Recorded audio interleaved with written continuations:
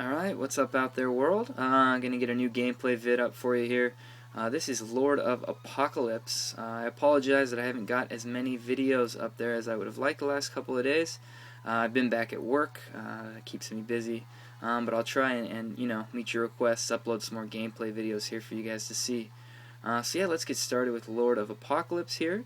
Pleasantly surprised with the game so far. I've put a couple hours into it in the last day or so. Yeah, I would definitely describe it as a mix between Monster Hunter and the Phantasy Star Online, Phantasy Star Universe kind of style of game.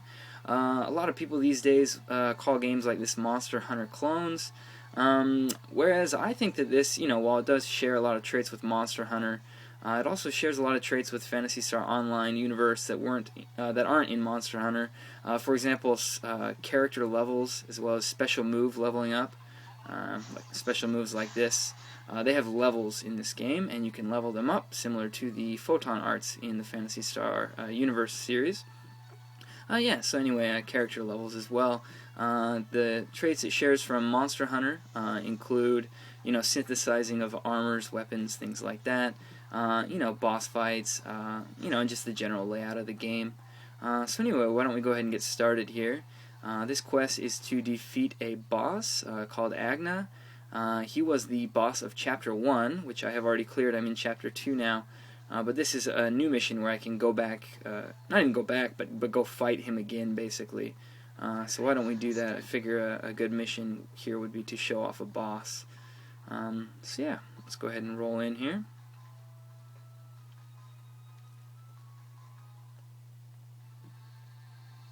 So you'll see I picked the twin axes. It's a pretty fun weapon. I can do things like that.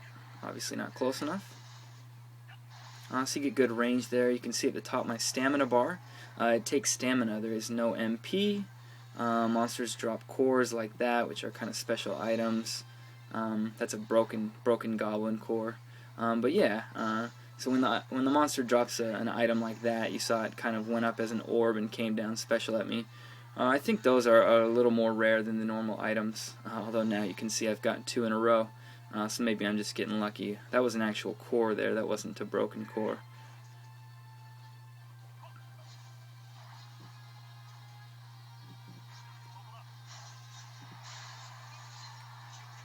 I'll say you have things like overkill there. You get better items, I think, if you overkill enemies. I haven't figured out all of the exact mechanics of the game so far. But yeah, I mean, basic things like that. You can see this area in here is slowly draining my health, but not fast enough to really make it a bother.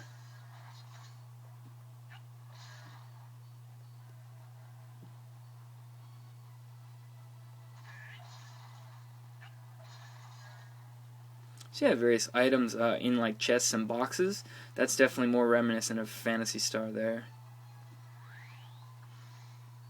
Take the warp here.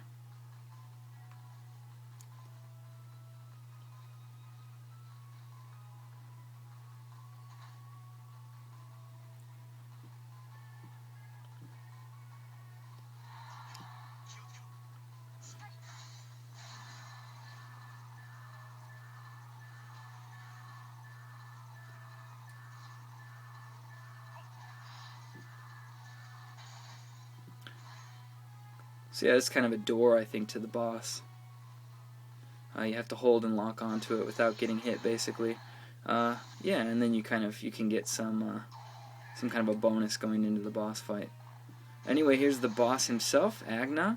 Holding L, holding the L trigger, you can target, and then using the right analog stick, you can change which part of him you actually want to target.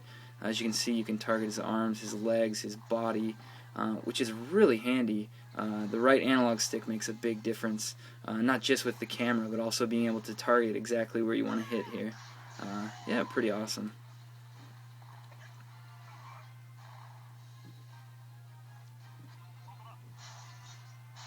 Oh, that was a total fail. Sorry about that. I just set that new special attack that I just used before this quest, so I'm not used to the range on it at all.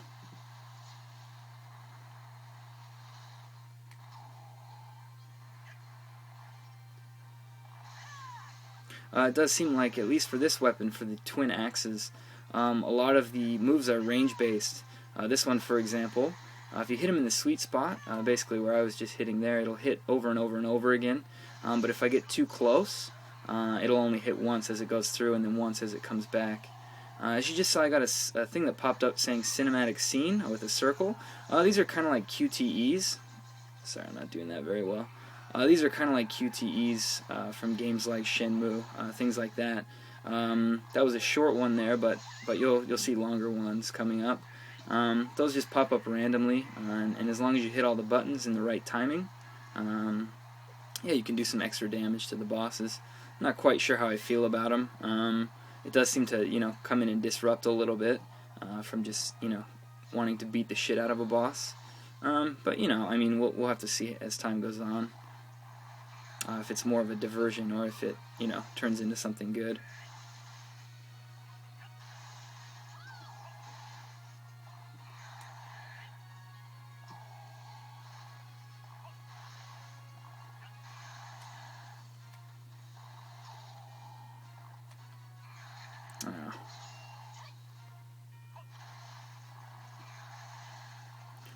So yeah, I mean, obviously benefits of being able to target certain parts on a boss like this. If I want to hit his hands and make him trip onto if I want to hit his feet like that, make him trip onto the ground, I can do that. If I want to break his hands because his arm attacks are doing something crazy to me, I can do that. It's nice to be able to pick exactly where you want to hit. I thought that was a really nice feature.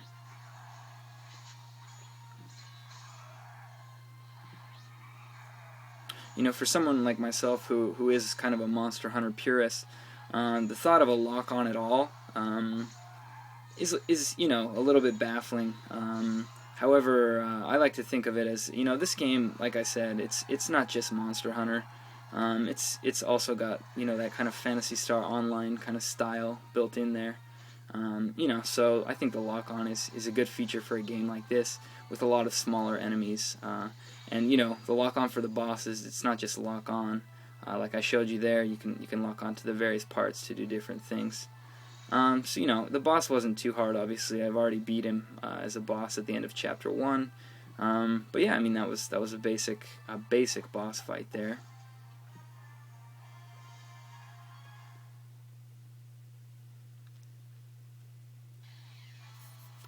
So yeah, I mean you get a completion time and a rank.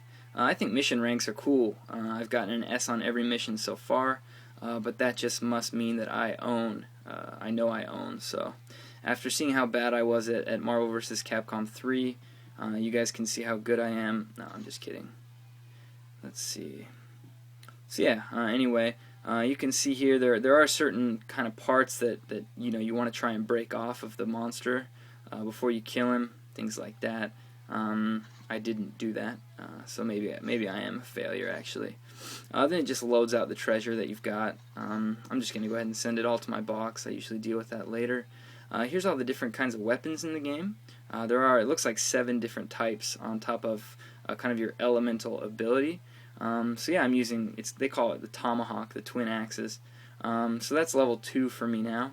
You do get a little bit of experience for each of the other weapons even when you're not using them, which is pretty nice because later on if you want to switch over to something else without it being completely gimped, yeah, I mean it won't be as good as what you've been leveling up, but it might be alright.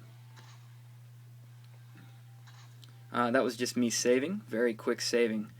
Here's the load screen, which is pretty fun. You can kind of scope your moves out, things like that while the game is loading. But the load times have generally been pretty favorable so far. Anyway, here I'm back in the town.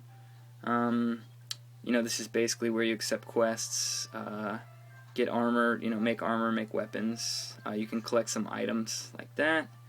Yeah, save your game here.